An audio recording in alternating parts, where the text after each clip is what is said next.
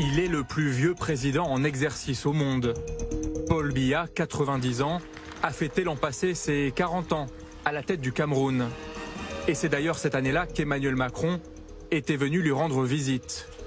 Une longévité dont Paul Biya s'amuse.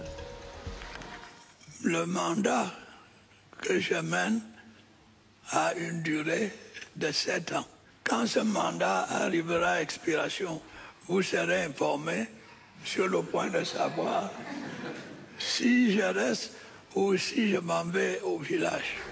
Un règne sans partage sur le Cameroun, première puissance économique d'Afrique centrale. Paul Biya ne se montre que très rarement publiquement, signe d'un état de santé fragile. L'homme tient pourtant son pays d'une main de fer. Emprisonnement d'adversaires politiques, soupçons de fraude aux élections, corruption et répression des manifestations de l'opposition. C'est quel pays dans lequel on vit? Les jeunes se meurent, les jeunes souffrent, on en a marre. C'est le cri du désespoir. Et il est temps que les choses s'arrêtent. Symbole de la France-Afrique, Paul Biya entretient des relations étroites avec les présidents français. Adoubé par François Mitterrand en visite au Cameroun. L'autocrate rencontre ensuite Jacques Chirac, Nicolas Sarkozy ou encore François Hollande. En 2015, la France annonçait vouloir renforcer son soutien militaire au Cameroun.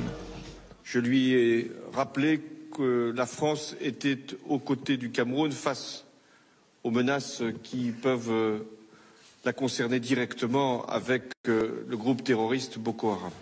Mais depuis, l'insécurité dans le pays d'Afrique centrale est croissante. Depuis 2016, des groupes séparatistes anglophones se révoltent et commettent des attentats.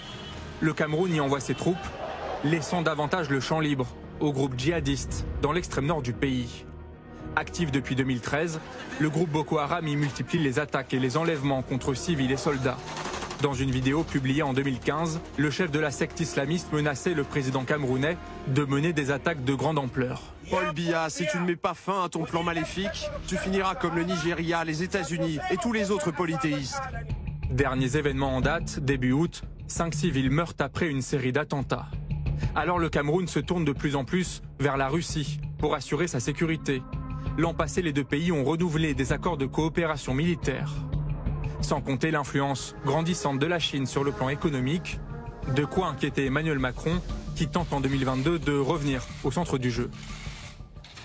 Nous sommes bousculés et parfois, peut-être nous étions-nous endormis, disant c'est notre précaré, personne ne va venir nous chercher, c'est chez nous, entre guillemets, hein, qu'il n'y ait pas de malentendu.